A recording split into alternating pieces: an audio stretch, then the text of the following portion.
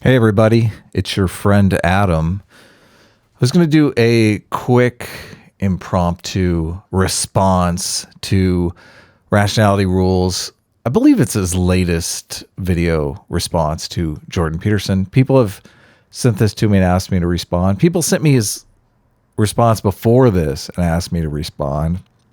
I think it was basically incomprehensible. He was saying he was making an argument that Jordan Peterson is incomprehensible and I can be incomprehensible and we're both incomprehensible. The problem with that argument is that Jordan Peterson isn't actually incomprehensible. But I thought this video was a little more interesting. Obviously, I don't want to spend a lot of time doing a long response video. So I figured I would just do a recorded response video. I took a couple notes. I watched the video and I took a couple notes. Rationality Rules argument in the video seems to be that Jordan Peterson is changing the definition of God, and this offends Rationality Rules. He doesn't like Jordan Peterson monkeying around with the definition of God that most people use. Now, I think people use a lot of different definitions of God. I've heard God is light, God is energy, God is love, God is all-knowing, God is all-seeing. The definition that Rationality Rules likes is the personal friend God, the God that helps you out in a bind, the God that's watching over you. That's the God that Rationality Rules likes and likes to believe everybody believes in. And it's completely ironic because not only does Rationality Rules like that God, like people using that definition of God, that God seems to offend his sensibilities at the same time because it's completely irrational. So I feel there is a sense that Rationality Rules likes people using this God because it's easy for him to debunk. So Jordan Peterson, obviously we all know, is changing the definition of God, redefining God. And my understanding of the reason why Jordan Peterson is redefining God is it's very pragmatic. And I don't know how Jordan Peterson came up with this idea, but it's actually a pretty good idea. So he's basically, in my opinion, throwing out ideas about God that are just very pragmatic ideas that he's obviously spent a lot of time thinking about that could kind of bridge this gap between modernity, specifically the scientific understanding of religion, and religion itself. A lot of modern people have abandoned religion because they don't feel that religion is useful. And Jordan Peterson is trying to show them how it is useful, how it's been time tested by evolution, how there's all these things that are useful about religion that the atheists really haven't taken into consideration, which I think is pretty interesting.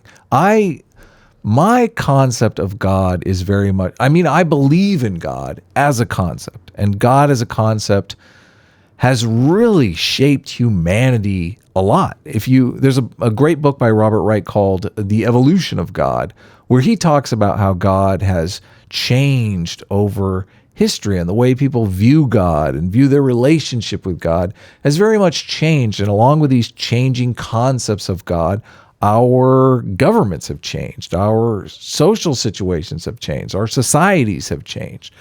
So another book that I've read recently is Francis Fukuyama's Identity. And in there, he talks about how the idea of a personal God really came into being with Martin Luther.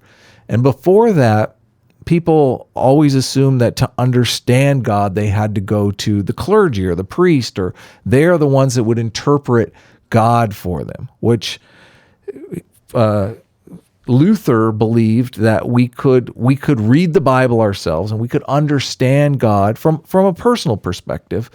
But along with that really came this whole idea of individual sovereignty. Fukuyama relates it to our understanding of the sovereignty of the individual from the point of government, which is super interesting. So I really think these people talking about religion and talking about how it relates, talking about it in a scientific sense and an empirical sense is interesting. And that's why I think Jordan Peterson is so popular. But this really offends rationality rules. He doesn't like this idea. So I noticed also in this video that there are several places where Jordan Peterson says things that are very important, and I'll point them out as we go through the video. And Rationality Rules cuts those things out. Now, I don't think Rationality Rules is doing this intentionally. I don't think he's doing it purposefully. I don't think he really knows that those things that Jordan Peterson are saying are important. But that's one of the reasons why I wanted to respond to this. And also, he uses a clip where Jordan Peterson explains all his different definitions of God, which I think are interesting, some of them more interesting than others. But as I said, I mean, I think that he is using these ideas of God. God, the idea of God creates communities. It creates, I mean, there's an argument to be made that it's created society. And there's been a conflict. The new atheists have capitalized on this conflict. And the definition of God, they find ridiculous. They think it's the definition of God that people are using, they believe is incompatible with modernity. That is kind of the new atheist problem with it. And Jordan Peterson is throwing out kind of alternative definitions that might be more compatible with modernity. And I think his rationale very pragmatically is people have drifted into a point in their lives where they just have no meaning in their lives. They're very nihilistic. And he feels that the concept that there is something bigger than ourselves, that being a part of something greater than ourselves is something important to the human condition, is something inescapable. It's part of our biology. It's something that I agree with, and it's something that the different public intellectuals that I follow, Jonathan Haidt, Brett Weinstein, Douglas Murray, these people talk about this stuff. I think that there's mounting evidence that this is just part of the human condition. But as our societies get more and more individualistic, it's a delicate balance between the individual, the needs of the individual, and the needs of society. And Jordan Peterson is speaking about these topics in ways that kind of bridge that gap a bit. So I'll just jump into the video here. I think I've set it up long enough, but I'm going to jump in wherever I feel Rationality Rules is being uncharitable, wherever I think he's making a mistake. I've set out some notes. I don't know if I can accurately define some of Jordan's definitions here, but the thing that I really want to get clear here is that I think that he's throwing out a bunch of definitions, and he even says in the talk, Sam Harris accuses him of these definitions being ridiculous by the standards of what normal people use as definitions of God. And Jordan Peterson says, I was asked about my definition of God. I wasn't asked what other people believe in. And I think, like I said, pragmatically, he's throwing out definitions of God that may work, that may resonate with people, that people can use as a pragmatic concept of God, the same way that in the scientific realm, we use models to try to better understand the world, and sometimes we get those models incorrect. Famously, Copernicus had a model of the solar system that had the Earth at its center, which was incorrect. It worked in some ways and it didn't work in others. We upgraded to the heliocentric model and suddenly things became more clear. So upgrading this model of God and it very much goes in my concept of God to God is a idea that society can rally around. Jordan Peterson is trying to throw out ideas about God that may be useful in people's lives. Maybe people conceptualize God in this way. Conceptualizing God as energy, I've heard that before. I'm sure you've heard it before too. Some people think conceptualizing God as energy, somehow they find that useful. That's useful for them. The idea is to have a concept of God that many people find useful, that many people can rally around, that many people can shape their lives around in meaningful and helpful ways. And I think that's what Jordan Peterson is trying to do. Of course, rationality rules. It's all just a word game to him, but all right, I've talked long enough. Let's take a look at this video. What is the God that you act as though he, she, it exists? And what is the God-shaped thing I must have in my life to prevent me from being a, quote, real atheist? Well, okay, first of all, I have to point out that there's no possible way I can answer both those questions in 2 minutes. Jordan Peterson. I don't know why you faded out there, but I guess just because it's just the intro. Peterson's approach to religion has intrigued millions of people, including myself, and many of us see great value in what he's brought back into the limelight, such as Jungian archetypes, the need for an objective morality, and the appreciation that religion isn't just a failed science. It's also a very successful community, and it acts as a cure to existential dread. But others feel like he's done much more. They claim that by having a more nuanced and complex interpretation of scripture that's almost entirely metaphorical, Jordan has somehow reconciled the infamous divide between science and faith, that he's found a way for us to have our cake and eat it too. That is, that we can reject the literal story of Genesis, the literal resurrection of Jesus, and the literal existence of a transcendent conscious being, and yet somehow still call ourselves Christian. So barring just the insulting part at the end there, I think he actually understands what Jordan Peterson is trying to do. So props to you, Rationality Rules. Seriously, I think you're making progress here. Alone religious. Now, in previous videos, I've made quite clear that I think this is little more than sophistry. It's a semantic trick, and I think that Jordan's doing it, understandably so, to save what he perceives as the baby in the bathwater, or his father from the belly of the beast. That being... See, he's making all kinds of fun of Jordan Peterson, which is fine. I mean, but yes, you're correct. Being an objective morality. But while I see the need... I don't know Jordan Peterson's position on objective morality, to be honest with you. Rationality Rules is asserting that Jordan Peterson believes that we need objective morality. Rationality Rules is in favor of objective morality. I have sort of a very unique understanding of objective morality that I haven't gone over deeply in many videos. I've talked about it on some live streams, but for an objective morality, I think that Jordan's approach is counterproductive, and that his manipulation of religious language is disingenuous at best. Okay, so this is important because he's saying that Jordan Peterson redefining religion is counterproductive, which to Rationality Rules, it is counterproductive because Rationality Rules' goal is just to be done with religion. He doesn't like religion. He has a distaste for religion.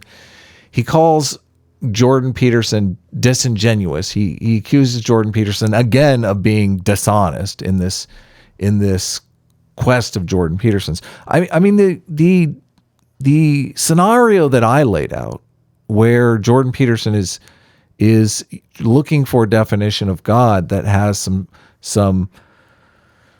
usefulness, some utility to modern people, I think is a noble goal. And I mean, let me know in the comments below if you think I'm wrong about this, but this does work against Rationality Rules' goal. So I think he gives himself away when he says that it's not useful, that it's not useful for him.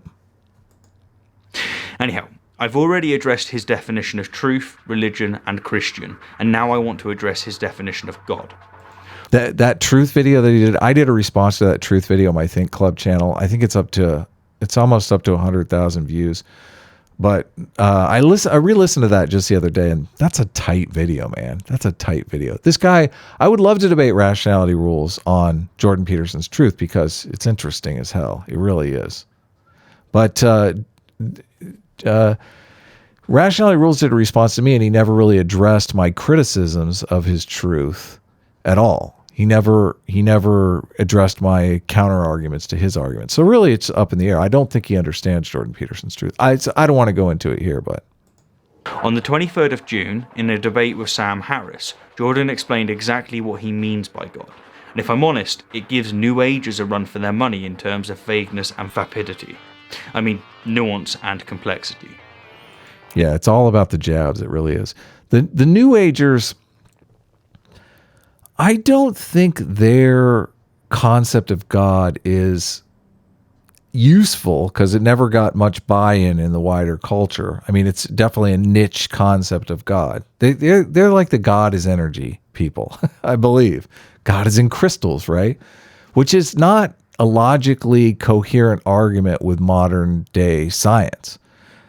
Jordan Peterson's argument is logically coherent with both evolutionary biology and Durkheimian sociology, which, I mean, I don't know that the New Agers, I don't know that the energy model, God is energy, I don't know that that model is compatible with evolution. This is Jordan Peterson's God, Debunked.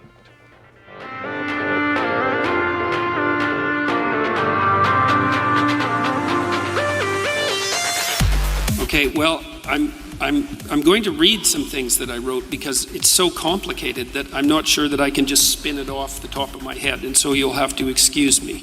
So now just I don't want anyone to think. I understand that Jordan Peterson is there's a political aspect to this whole definition of God thing as well. Jordan Peterson right now is getting very famous, and he is in a position to speak to two camps that have been fighting one another. Now, Rationality Rules is very much in this fight. He's on the new atheist side. He thinks he's on the science side.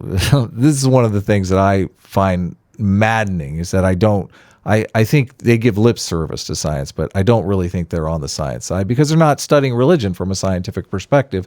They're studying it from a moral perspective. So, but these two, the religious and the anti-religious are two camps that are at each other's throats. And Jordan Peterson is in a position to talk to both of those camps. He has many fans like myself who are atheists, who understand what he's talking about, who've read evolutionary psychology, who've read evolutionary biology, who've read stuff on cultural evolution. So what he's speaking about resonates with us. It makes sense to us. And he's also speaking to religious people, so if you get, and I mean, even in my comment section, like I'm talking to religious people, they're talking to me. We have no animosity. We got nothing but love for one another. So that is useful. That is very useful. And if Jordan Peterson came out tomorrow and firmly planted a foot in one of those camps, it would ruin it. It would totally ruin it. So I do understand that political component. I just want to mention it. Like he's not pulling, he's like, I don't feel that it's disingenuous. I feel that it's politics. So. And what I'm going to do is sort of paint a picture by highlighting different things. So now I already made one point here. I made the point that part of the conception of God that underlies the Western ethos is the notion that whatever God is expressed in the truthful speech that rectifies pathological hierarchies. And that isn't all it does. It also confronts the chaos of being itself and generates habitable order. So he's saying a pathological hierarchy would be something like the Holocaust. Like that is the rise of the Third Reich was a pathological social system. Now, he's saying God, the concept of God, should confront those pathological social systems. And I think he's probably right there. I've made arguments before in other streams that I think morality and evolutionary survival are linked. And I believe Jordan Peterson is making that argument too. I think his truth argument plays into that as well. That you can, that through a Darwinian process, you can arbitrate the validity of moral statements. You can cross what Hume called the is-ought divide. Now, I'm interested in talking to people about this. I'm not sold on it. I'm not sure that it's the case. I'm very interested that it might be the case. But this concept of God that he has would mean that it was a idea, a concept, an archetype that would confront pathological hierarchies like totalitarian states. Which, don't we need something to confront the potential tyranny? Seems like we do. That's the metaphysical proposition, and that's best conceptualized as at least one element of God. And so I would think about it as a transcendent reality that's only observable across the longest of time frames, the longest of iterated time frames, to your point.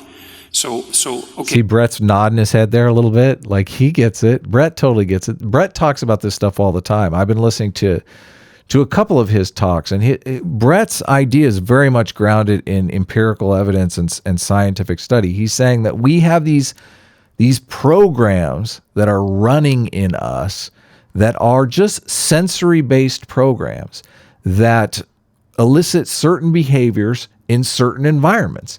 And he's saying that when the totalitarian state comes into reality, different programs take over.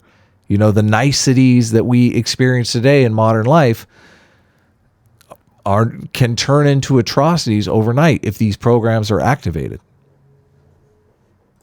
Okay, so here's some propositions, and they're complicated, and they need to be unpacked. So I'm just going to read them, and that'll have to do for the time being. So God is how we imaginatively and collectively represent the existence and action of consciousness across time, as the most real aspects of existence manifest themselves across the longest of time frames, but are not necessarily apprehensible as objects in the here and now. So what that means in some sense is that you have conceptions of reality built into your biological and metaphysical structure that are a consequence of processes of evolution that occurred over unbelievably vast expanses of time, and that structure your perception of reality in ways that it wouldn't be structured if you only lived for the amount of time that you're going to live. And that's all. So that idea, that concept that he just threw out is completely compatible with what Brett Weinstein is talking about. That you have programs running in you that are very simple programs that are just, they take in sensory data and they elicit behaviors as a response to certain sensory data. The Haidt talks about this stuff too. So that makes complete and utter sense to me. Also part of the problem of deriving values from facts, because you're evanescent and you can't derive the right values from the facts that portray themselves to you in your lifespan, which is why you have a biological structure that's like 3.5 billion years old. So God is that which eternally dies and is reborn in the pursuit of higher being and truth. That's a fundamental. Okay, that's one doesn't really do anything for me.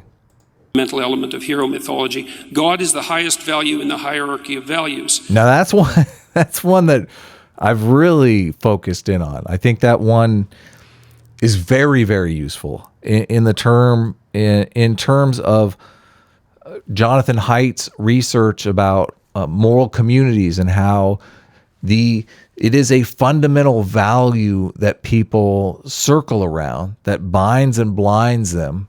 Binds him into a group and then blinds him to outside values. They almost monomaniacally fixate on this value. For the social justice warriors, it's the fighting racism, fighting for the rights of the oppressed. That is the value in their hierarchy of values that binds their community together.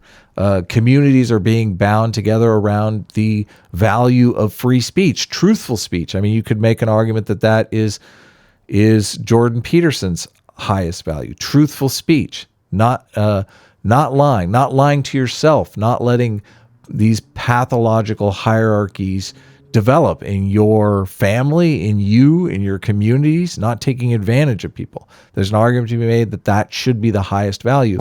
And when people take that value together, a community forms around them. So that makes sense to me. That's a great concept.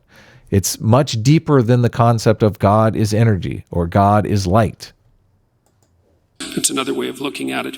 God is what calls and what responds in the eternal call to adventure. God is the voice of conscience. God is the source of judgment and mercy and guilt. So God is curiosity, the call to adventure, and that which responds. God is also our conscience. When tyranny arises and we feel that we should speak up, that speaking up is often in those situations a selfless act. So, I mean, this totally clues in with the concept of God that I think could be culturally useful. And I'm talking about God as a concept now, which I think is really the next stage for the development of God, that is a concept of God that is compatible with modernity. And I think that's Jordan Peterson's mission. God is the future to which we make sacrifices, and something akin to the transcendental repository of reputation. Here's a cool one. If you're now, Brett Weinstein, I watched a talk recently, and he actually talked about one of these programs being people figure consciously. People are focused on their lineage. People are focused on the future, and that's why this concept of God is interesting, because he's talking about the future. He's making sacrifices to the future. And in Brett Weinstein's talk, he had talked about how if you look, like, suicidal behavior may be totally rational if you look around you and you see a competition between two groups, and you see that group trying to drive you to extinction, then fighting that group for your lineage, for your future, is completely rational. Now, Brett Weinstein, I don't want to promote these programs, because Brett Weinstein is saying that these programs exist, and that the best way that we can circumvent this programming is through understanding it. We have to understand it before we can change it. And one of the reasons why I'm a Jordan Peterson fan, and why I think Jordan Peterson is doing us a service, is because he's moving the needle in that direction. All of these definitions of God move the needle towards understanding ourselves from an evolutionary perspective.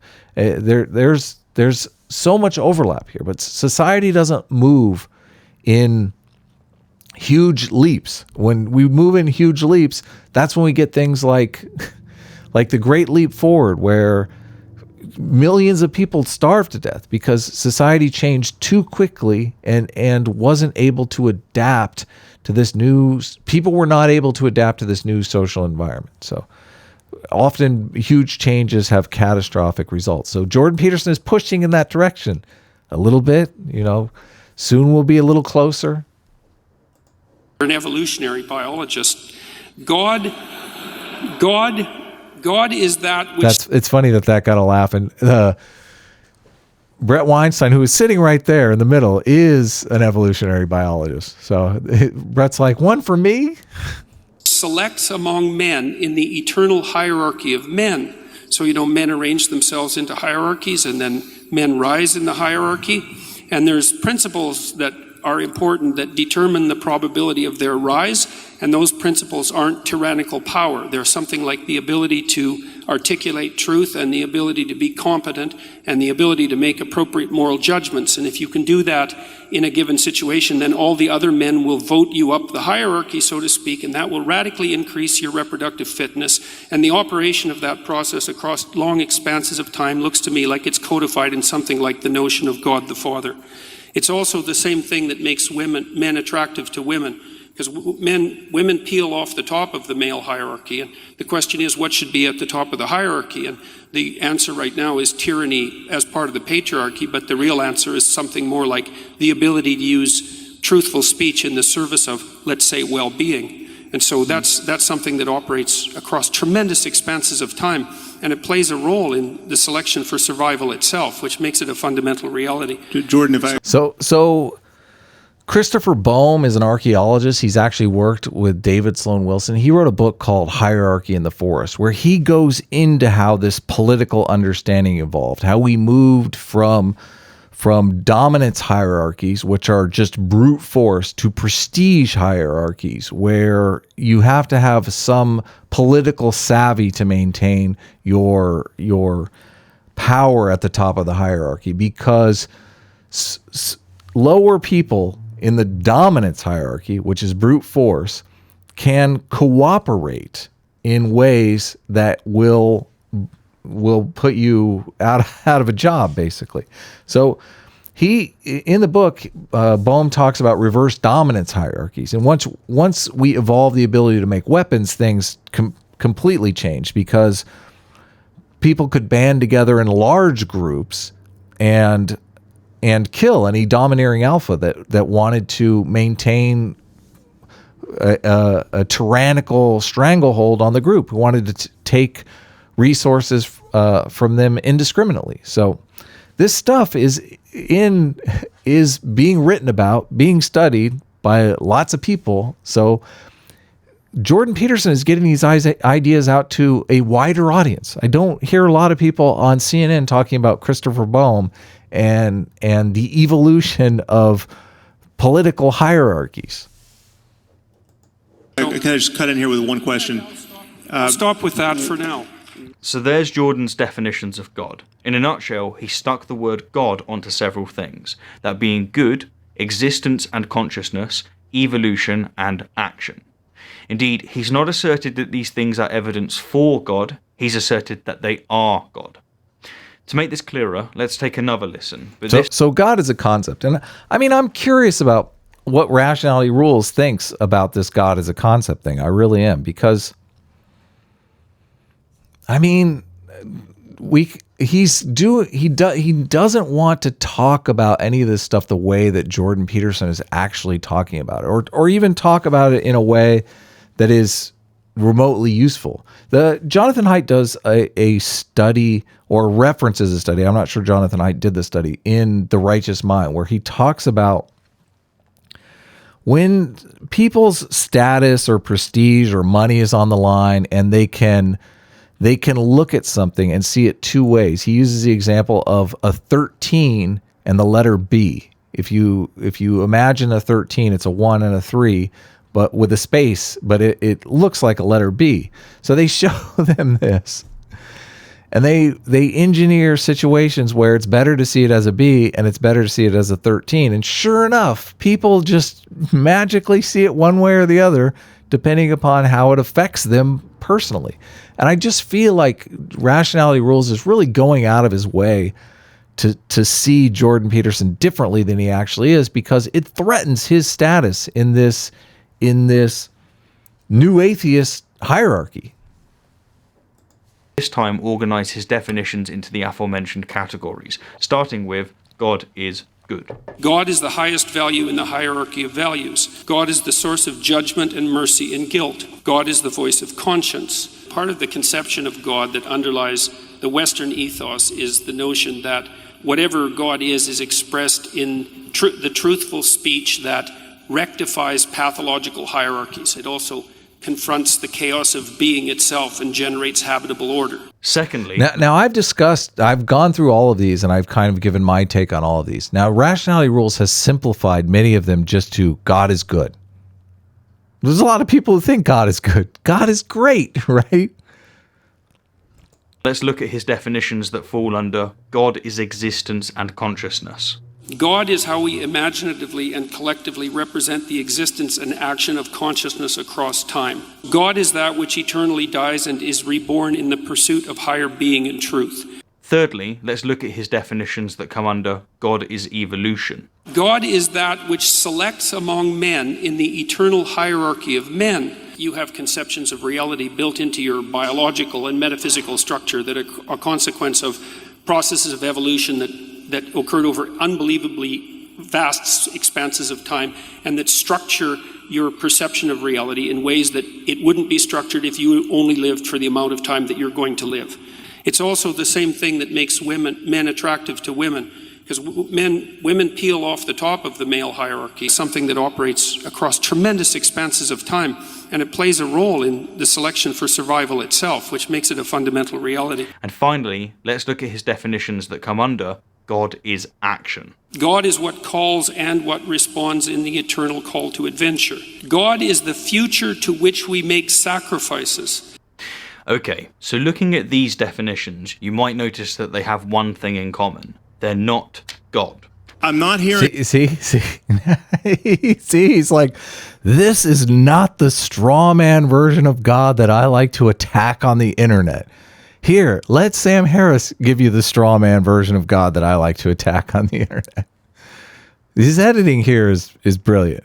I mean, it's a little propagandist, but A God, a personal God who can possibly hear anyone's prayers, much less answer them. Jordan has taken the better angels of our nature and labelled them God. He's done what apologists have always done. He's called that which is good, God. To quote Matt Johnson, Peterson's definition encompasses everything from our most fundamental moral axioms to the psychological forces that compel us to assume greater responsibility for ourselves and our fellow human beings. In other words, his idea of God is too vague and expansive to be useful.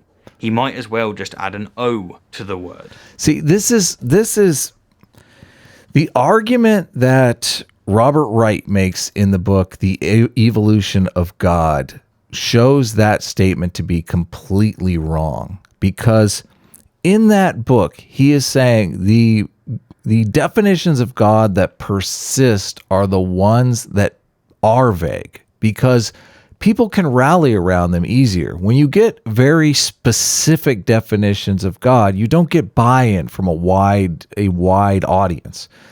So he even makes the analogy in the book, The Evolution of God, how when the founding fathers of the United States were drafting the Constitution, there were certain places where there was a lot of tension over how things should be worded, or what the rights should be. You know, different parties, different factions had different concepts of how to build a new nation. And they were very adamant about those.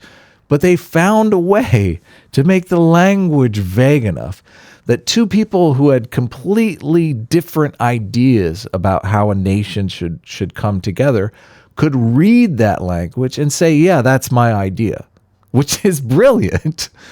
So this is why, and if you think of God just simply as a concept, like most of the things that break up churches or organizations is divergent concepts. I mean, the Martin Luther thing separated the Protestant. It created the Protestant church. It separated the Catholic Church from the Protestant Church, and it was a difference over interpretation of God. The Catholic Church was using the concept of God to its own political ends, to its own benefit, and Martin Luther didn't like that. He said, God should be benefiting everyone. He had a very different concept of God that he thought would be more useful to more people.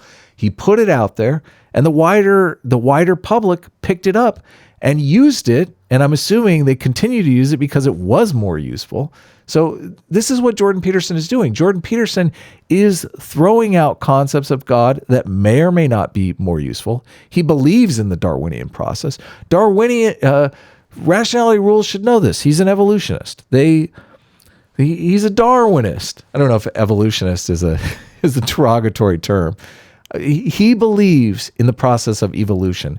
Jordan Peterson is saying that process of evolution is as much at work on our culture as it is on us, and that those ideas that are useful to us they have staying power. They do. Generations use them over and over again.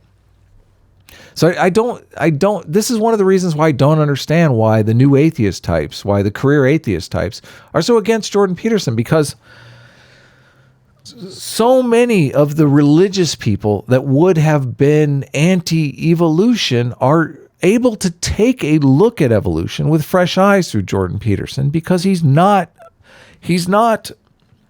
proposing it in such an offensive way.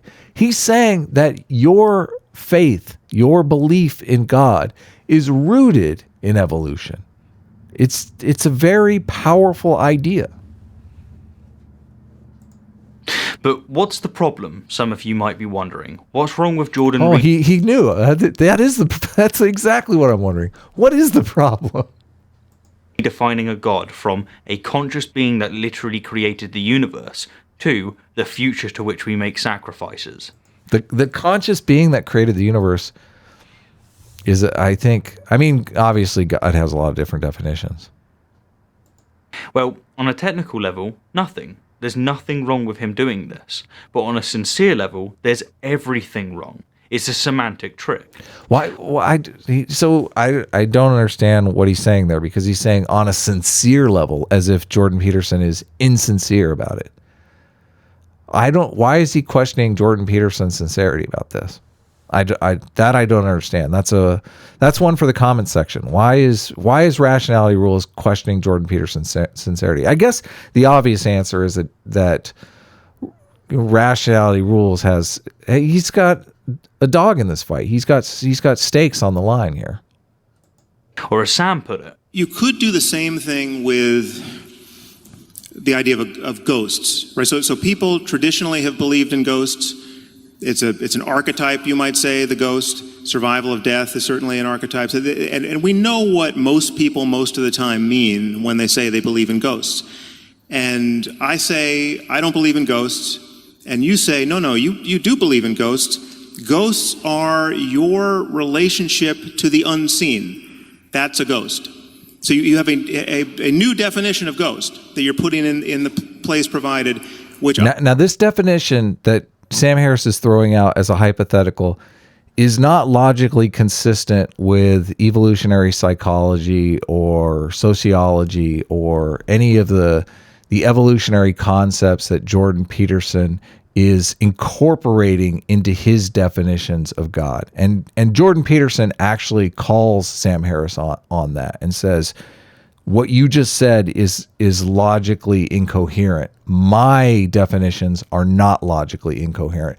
Rationality Rules cuts that out. That is not in Rationality Rules video, but I wanted to mention it, obviously, because it's important.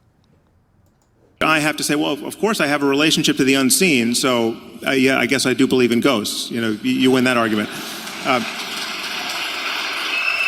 But that... He leaves the cheers and the laughing in. Sam Harris makes an interesting hypothetical, but the point is you can't bridge this gap unless they are logically coherent. And I don't think he has enough respect for how difficult a task that is. And it's one of the reasons why I have so much respect for Jordan Peterson, is because he did bridge the gap. I mean, if you read 12 Rules for Life, I mean, I went and checked out his reading list, and he's definitely read a lot of the same books as me. Some of the books that I think back up his arguments aren't on his reading list, which makes me wonder if maybe, well, a lot of the books I read have research from a lot of different areas. So he might have actually read the original research, like Christopher Boehm's original research, but not actually read Hierarchy in the Jungle, which is the book that puts all that research together. Simply isn't what most people mean by a ghost. To approach this from another angle, I, like most of you, am genuinely 100% interested in the truth. If there's a God, I want to know about it. See, that's what's interesting to me. He says he is interested in the truth, but only about the one question about whether or not God exists. I mean, my thinking is that we've moved past that question, okay? Everyone has taken sides on those questions, on that question. I've taken the side that God doesn't exist. Religious people have taken the side that God does exist. The question now for me is there secular utility in religion? And I genuinely want to know the truth on that question. And I think the truth, bound by the scientific principle and the laws of evidence and repeatability and all those good things that rationality rules claims to support, that religion does have secular utility. It really does. So if rationality rules is really interested in the truth, wouldn't he want to know that? And that's why I spend an almost unjustifiable amount of my time discussing with believers their various arguments and supposed evidence for their religion. See, but he's not talking to those believers to find out the answer to the does religion have secular utility. He's trying to talk them out of their belief in God.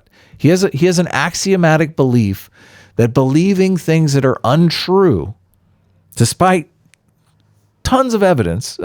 Sitch and I are supposed to watch a Don Hoffman video, not this week, but next week, where Don Hoffman presents ironclad evidence that knowing the truth, seeing the world as it actually is, goes evolutionarily extinct in every computer model that he's put together. So actually knowing the truth is not necessarily evolutionarily advantageous. But axiomatically, rationality rules believes knowing the actual truth is what is going to be good for you, is going to provide the utility of meaning in your life. So I would much rather know the truth about how religion affects us in the here and now than to fixate on this concept of whether or not there is a God in the afterlife. And so when someone like Jordan comes along and not only asserts that Christianity is true, but that I'm a Christian. You're Christian, Judeo-Christian, let's say, to the core. He's got my attention. But when it turns out that after months... So he kind of takes that out of context, because what Jordan Peterson is saying there is that your ethics are Christian, which I don't... Rationality rules would have to... I mean, he would have to have different ethics in Christianity to counter Jordan Peterson's argument that the ethics that you act out are your religion. We've been over this before, but I guess rationality rules is just upset that he's been called a Christian, which is just a semantic game. Months of vague rhetoric, countless word salads, and incessant evasion. Word salad is like a virtue signal now. Like if you say word salad, people know which side of the Jordan Peterson argument you're on. All he's done is redefine every damn word of importance in order to make his position coherent. I find this incredibly disingenuous. If it's true enough so that if you act it out or hold it, that increases your chances of survival and reproduction over long spans of time, that's true. Everything you act out is predicated on your implicit axioms. And the system of implicit axioms that you hold as primary is your religious belief system. It doesn't matter whether you're an atheist or not. That is the hierarchy of values that he just explained. Is that which selects among men in the eternal hierarchy of men. So he's playing the clips together. Rationality rules knows that he's saying that this argument is coherent, I guess. I've said this before and I'll say it again. Jordan is no doubt a very intelligent and insightful man, but when it comes to philosophy and religion, he's abysmal. Oh man, you couldn't just leave it there. You couldn't just leave it at the intelligent. You gotta do a little punch in there, huh? So mean, man. Come on. Before wrapping up, let's go back to the comparison between Jordan's God and the God of New Age. When I first called Jordan the Deepak Chopra of Christianity, I got a lot of backlash, but I still maintain my words. You got backlash because he's not the Deepak Chopra of Christianity. I've actually watched some Deepak Chopra stuff, and Deepak Chopra, I honestly think Deepak Chopra is doing the same thing that Jordan Peterson is doing, in that he's throwing out new ideas about God that may have buy-in. This problem of God and modernity has been going on for quite some time. Deepak Chopra's ideas, though, are not compatible with modern science in the way that Jordan Peterson's are. There's a guy, Don Hoffman, who's working on the problem of consciousness, and he has this really interesting way of addressing the problem. Now, I'm not convinced Don Hoffman is right. Don Hoffman is not convinced that he's right. But he's saying we've been attacking the problem of consciousness for so long and not making any headway that it's time to try something radical. And he is trying something radical. And it falls a little bit in line with Deepak Chopra's idea that our consciousness creates reality. Now, like I said, I don't know if I buy this. Don Hoffman doesn't know if he buys it, even though it's his own research. You got to work these things out mathematically. But I mean, there's a lot of spooky shit that happens in quantum mechanics. Like the double slit experiment is spooky. The idea that sometimes light acts as a particle, sometimes it acts as a wave. You can look up the D-wave computer, which is they've invented this quantum computer where it turns out if you take a round loop of wire and you isolate that wire from any influences, like you put it in an anti-gravity chamber, like no light, it's got to be pitch black, it's got, like, there can be no air, it has to be a perfect vacuum. So you take every single influence of the universe off of that piece of wire.